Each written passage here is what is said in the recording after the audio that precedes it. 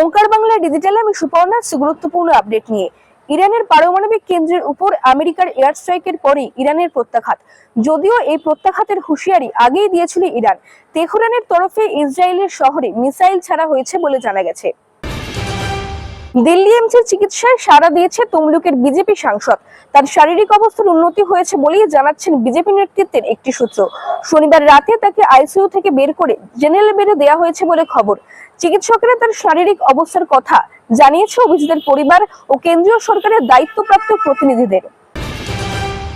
সরকারি হাসপাতালে রোগী কল্যাণ সমিতির সদস্যপদ পেলেন তৃণমূলের চিকিৎসক বিধায়ক নির্মল মাঝি। যদিও এবার তাকে চেয়ারম্যান করা হয়নি, তবে কলকাতার অন্যতম গুরুত্বপূর্ণ স্বাস্থ্য প্রতিষ্ঠান রিজিওনাল ইনস্টিটিউট অফ অপথ্যালমোলজির রোগী কল্যাণ সমিতির সদস্যপদ হিসেবে তার নাম ঘোষণা করেছে স্বাস্থ্য কল্যাণ দপ্তর।